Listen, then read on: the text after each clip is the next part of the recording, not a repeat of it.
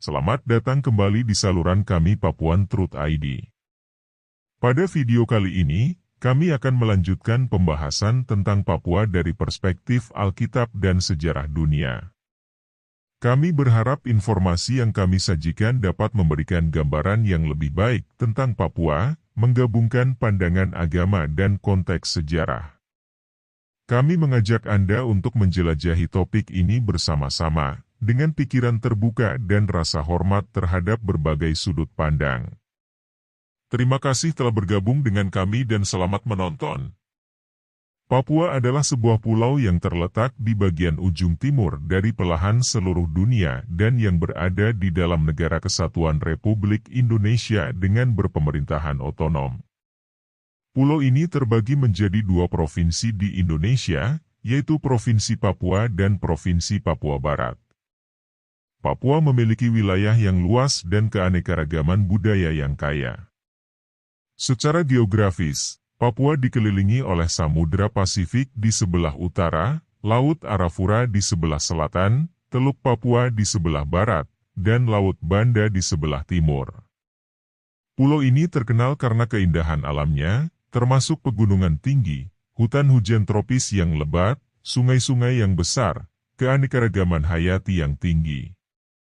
Kekayaan sumber daya alam luas dan tambang emas terbesar di dunia. Penduduk asli Papua dikenal sebagai suku-suku pribumi, seperti suku Dani, suku Asmat, suku Yali, suku Biak, dan banyak lagi. Masing-masing suku memiliki budaya, bahasa, dan tradisi yang unik. Mereka menjaga kehidupan tradisional mereka, termasuk dalam hal seni, musik, tarian, dan kerajinan tangan. Selain kekayaan budaya, Papua juga memiliki potensi sumber daya alam yang melimpah, termasuk tambang emas, tembaga, minyak, gas alam, serta keanekaragaman hayati yang melimpah. Namun, Papua juga menghadapi tantangan sosial dan politik, termasuk konflik yang terkait dengan otonomi daerah, pembangunan ekonomi, serta perlindungan dan penghormatan terhadap hak asasi manusia. Pemerintah Indonesia terus berupaya untuk memajukan pembangunan di Papua, meningkatkan kesejahteraan masyarakat, dan mempromosikan keragaman budaya yang ada di wilayah tersebut. Tantangan tersebut terus menjadi fokus untuk mencapai perdamaian, pembangunan yang berkelanjutan, dan kesejahteraan bagi seluruh masyarakat Papua. Namun, pada kesempatan ini kami akan membahas tentang Papua dari sudut pandang Alkitab dan dunia secara luas. Pertama kami melihat dari sejarah peradaban Yunani kuno menurut sejarawan Yunani terkenal bernama Flavius Josephus yang hidup pada abad pertama Masehi. Flavius Josephus lahir di Yerusalem dan merupakan sejarawan Yahudi Romawi. Ia dikenal karena karya-karyanya yang terkenal, terutama Sejarah Kuno Orang-orang Yahudi, The Jewish War, dan Sejarah Yahudi, Antiquities of the Jews. Karya-karyanya memberikan wawasan penting tentang sejarah dan kebudayaan Yahudi pada masa tersebut dan memperkirakan tentang Papua sebagai pulau yang indah dan kaya akan berbagai hal. Flavius Josephus adalah sejarawan Yahudi Romawi yang hidup pada abad pertama Masehi. Ia lahir sekitar tahun 37 Masehi di Yerusalem, yang pada saat itu merupakan bagian dari provinsi Romawi Yudea. Flavius Josephus adalah seorang tokoh yang penting dalam memahami sejarah Yahudi dan peristiwa-peristiwa pada masanya. Ia terlibat dalam peristiwa-peristiwa penting seperti Perang Yahudi Romawi yang terjadi antara tahun 66-73 Masehi. Pada awal perang, Josephus memimpin pasukan Yahudi melawan Romawi, tetapi kemudian ia ditangkap oleh pasukan Romawi dan bergabung dengan pihak mereka. Setelah bergabung dengan Romawi, Flavius Josephus menjadi penasihat dan penerjemah bagi Jenderal Vespasian dan putranya, Titus. Ia menyaksikan kehancuran Yerusalem dan Bait Suci kedua pada tahun 70 Masehi. Setelah itu, Josephus pindah ke Roma bersama keluarganya dan menjadi warga negara Romawi. Di sana, Ia menulis karya-karyanya yang terkenal dan di dalamnya dia juga mengindikasikan tentang Papua di ujung timur yang menjadi akhir dari Dunai ini. Karya-karyanya memberikan wawasan berharga tentang sejarah, agama, kebudayaan Yahudi dan dunia pada masa tersebut. Meskipun Flavius Josephus sering dikritik karena penulisannya yang memihak Romawi, karya-karyanya tetap menjadi sumber penting untuk memahami periode tersebut dan peradaban Dunai ini termasuk salah satu di antara yang kecil adalah Papua.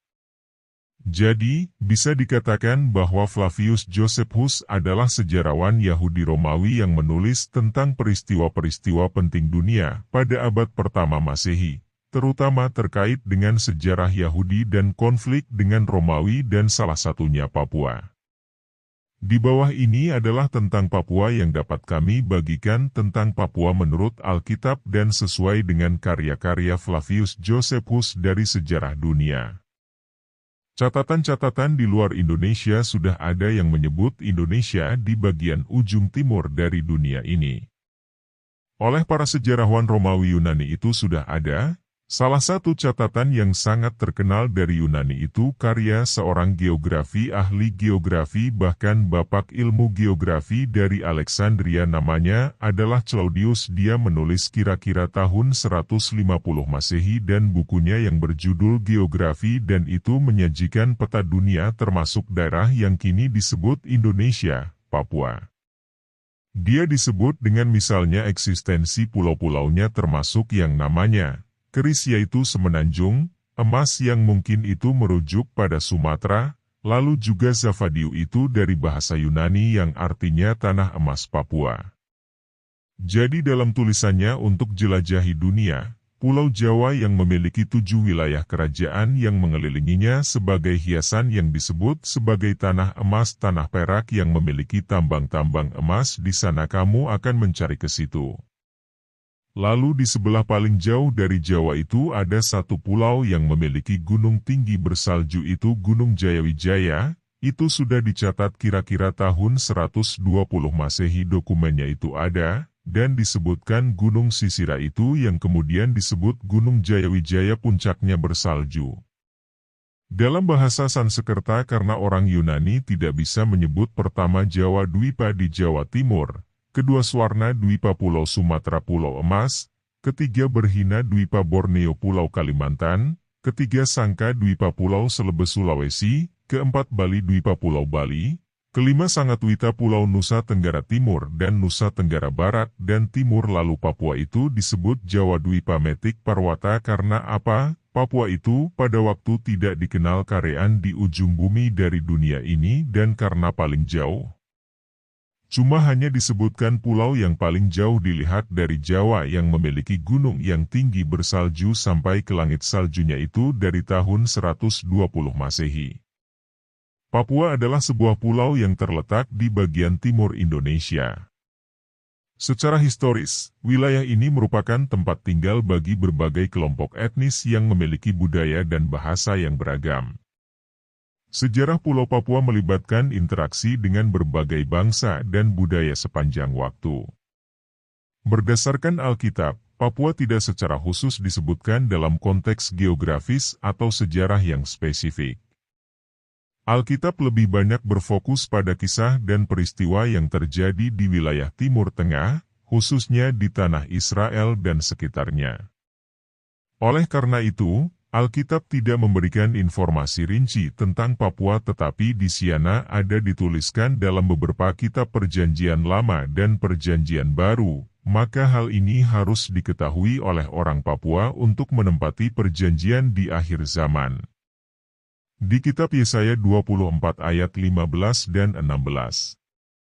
Sebab itu permuliakanlah Tuhan di negeri-negeri timur, nama Tuhan, Allah Israel, di tanah-tanah pesisir laut. Dari ujung bumi kami dengar nyanyian pujian, hormat bagi yang maha adil. Tetapi aku berkata, kurus merana aku, kurus merana aku. Celakalah aku. Sebab para penggarong menggarong, ya, terus-menerus mereka melakukan penggarongannya. Ayat-ayat ini berasal dari kitab Yesaya dalam Alkitab Kristen, tepatnya di pasal 24, ayat 15-16. Kitab Yesaya adalah salah satu dari 66 buku dalam Alkitab yang menjadi bagian dari Perjanjian Lama. Kitab ini ditulis oleh Nabi Yesaya yang hidup sekitar abad ke-8 SM. Ayat-ayat ini terletak dalam konteks nubuat-nubuat mengenai masa depan dan akhir zaman. Pasal 24 secara keseluruhan berbicara tentang penghakiman Allah atas dunia karena dosa-dosa dan ketidaksetiaan manusia. Ayat-ayat ini menunjukkan gambaran suasana di tengah-tengah penghancuran dan kekacauan yang akan terjadi pada saat itu. Ayat 15 menyiratkan bahwa di tengah-tengah kesengsaraan dan penghancuran, masih ada orang-orang yang tetap setia kepada Allah dan memuliakannya. Mereka akan bersorak dan menyanyikan pujian kepadanya. Namun, ayat 16 menyampaikan keluhan seorang individu yang merasa putus asa dan merasa terhianati oleh orang-orang yang tidak setia. Ayat ini mencerminkan kesedihan dan keputusasaan seseorang di tengah keadaan yang sulit. Artinya, di tengah-tengah penghancuran dan kekacauan yang terjadi pada akhir zaman, akan ada orang-orang yang tetap setia kepada Allah dan hidup dengan kebenaran. Mereka akan bersukacita dan memuliakan Allah meskipun situasinya sulit. Ayat ini menunjukkan bahwa di tengah kegelapan dan penderitaan, ada tempat bagi orang-orang yang bertahan dalam iman dan menyatakan kemuliaan kepada Allah. Dan dalam hal ini menggambarkan keluhan dan keputusasaan seseorang di tengah situasi yang sulit dan pengkhianatan yang terjadi. Orang yang berbicara merasa putus asa dan terhianati oleh orang-orang yang tidak setia. Ayat ini mencerminkan perasaan kekecewaan dan kesedihan seseorang yang merasakan akibat pengkhianatan dan ketidaksetiaan orang lain. Orang Papua mencerminkan perasaan kekecewaan, ketidakadilan, kesedihan akibat pengkhianatan, ketidakadilan negara terhadap rakyat, dan hal itu membuat ketidaksetiaan kepada Tuhan. Adapun Papua sebagai wilayah geografis dan masyarakatnya memiliki sejarah, pengalaman, dan tantangan unik yang berbeda dari konteks kitab Yesaya. Papua, seperti wilayah lain di dunia, dapat menghadapi berbagai persoalan sosial, politik, dan ekonomi yang dapat menimbulkan perasaan kekecewaan, ketidakadilan, dan kesedihan pada individu dan masyarakat. Penting untuk diingat oleh seluruh rakyat Papua bahwa penafsiran terhadap kitab suci ini didasarkan pada konteks, bahasa, budaya. Dan kami akan melihat nubuat dalam Matius 24 ayat 27. Sebab sama seperti kilat memancar dari sebelah timur dan melontarkan cahayanya sampai ke barat, demikian pula lah kelak kedatangan Anak Manusia. Ayat ini merupakan bagian dari pengajaran Yesus kepada murid-muridnya mengenai tanda-tanda dan peristiwa-peristiwa yang akan terjadi sebelum kedatangannya yang kedua kali. Matius 24 berbicara tentang tanda-tanda zaman akhir dan peristiwa-peristiwa yang terjadi sebelum akhir zaman. Ayat ini menggunakan perumpamaan kilat untuk menggambarkan kedatangan Anak Manusia, Yesus, yang akan datang dengan cara yang tiba-tiba dan menyolok. Seperti kilat yang terlihat secara mendadak dan mencolok dari sebelah timur dan sampai ke sebelah barat, demikian pula kedatangan Yesus akan menjadi peristiwa yang tak terduga dan jelas terlihat oleh semua orang. Ayat ini mengingatkan para pengikut Yesus untuk tetap siap dan berjaga-jaga menghadapi kedatangannya yang akan datang. Hal ini mengajarkan pentingnya kesiapan spiritual dan mengarahkan kita untuk hidup dengan kesadaran akan kedatangannya yang akan datang. Penting untuk diingat bahwa ayat ini harus dipahami dalam konteks keseluruhan pengajaran Yesus dan dengan mempertimbangkan prinsip-prinsip tafsir Alkitab yang akurat. Maka sekarang orang Papua harus mengedepankan Tuhan dan menjadi saksi yang setia dan bijaksana. Dan kami akan melihat janji Allah kepada Abraham. Di dalam kitab Kejadian pasal 12 ayat 3 berbunyi sebagai berikut. Aku akan memberkati orang-orang yang memberkati engkau, dan mengutuk orang-orang yang mengutuk engkau, dan dalam engkau semua kaum di bumi akan diberkati. Ayat ini merupakan bagian dari perjanjian Allah dengan Abram, kelak berganti nama menjadi Abraham, di kitab Kejadian. Ayat ini mengandung beberapa pesan penting. 1. Perlindungan dan berkat. Allah berjanji untuk memberkati orang-orang yang memberkati Abram dan melindunginya. Ini menunjukkan kasih Allah dan kepeduliannya terhadap Abram dan keturunannya. 2. Konsekuensi bagi mereka yang mengutuk. Allah juga mengatakan bahwa Dia akan mengutuk orang-orang yang mengutuk Abram. Ini menunjukkan bahwa Allah akan menjaga dan mempertahankan Abram dari mereka yang berusaha untuk menyakitinya atau mencelanya. 3. Berkat universal. Salah satu aspek penting dari ayat ini adalah pernyataan bahwa melalui Abram, semua kaum di bumi akan diberkati. Ini mengindikasikan rencana Allah untuk memberkati seluruh umat manusia melalui keturunan Abram, yang dalam konteks Kristen dihubungkan dengan Yesus Kristus. Ayat ini memiliki makna yang dalam konteks sejarah agama Yahudi dan Kristen. Bagi umat Yahudi, perjanjian ini menandai awal dari hubungan khusus mereka dengan Allah dan peran penting keturunan Abram dalam sejarah bangsa Israel. Bagi umat Kristen, ayat ini juga dilihat sebagai permulaan rencana keselamatan Allah yang lebih luas bagi seluruh umat manusia melalui Yesus Kristus. Dilihat dari sudut pandang Alkitab dan sejarah dunia, bahwa sejarah mencatat Pulau Papua ditemukan oleh penjelajah Eropa pada abad ke-16. Pada abad ke-19, Belanda mengklaim wilayah ini sebagai bagian dari Hindia Belanda. Setelah kemerdekaan Indonesia pada tahun 1945, Papua menjadi bagian dari Republik Indonesia. Dengan berbagai konflik hingga berlanjut sampai saat ini. Namun, perjalanan Papua dalam konteks sejarah modern juga melibatkan permasalahan politik dan konflik. Setelah penyerahan kekuasaan dari Belanda ke Indonesia pada tahun 1963, Papua Barat, sebelumnya dikenal sebagai Irian Jaya, mengalami ketegangan politik dan gerakan kemerdekaan yang dikenal sebagai Gerakan Papua Merdeka, OPM. Konflik ini berlanjut hingga saat ini, dan ada upaya-upaya untuk mencapai perdamaian dan otonomi yang lebih besar bagi Provinsi Papua dan Papua Barat. Penting untuk menyadari bahwa Papua memiliki kekayaan budaya dan sejarah yang kaya yang tidak dapat dibatasi hanya oleh pandangan Alkitab atau sejarah dunia. Papua memiliki warisan budaya yang unik, termasuk tradisi lisan, seni, musik, dan adat istiadat yang beragam. Pulau ini juga memiliki keanekaragaman hayati yang luar biasa, dengan hutan hujan tropis yang luas dan spesies endemik yang langka di dunia. Demikianlah gambaran umum tentang Papua berdasarkan sudut pandang Alkitab dan sejarah dunia. Kami berharap informasi ini dapat memberikan pemahaman yang lebih luas tentang Papua, baik dari perspektif agama maupun konteks sejarah. Penting untuk menghormati keragaman sudut pandang dan memahami bahwa interpretasi dapat bervariasi.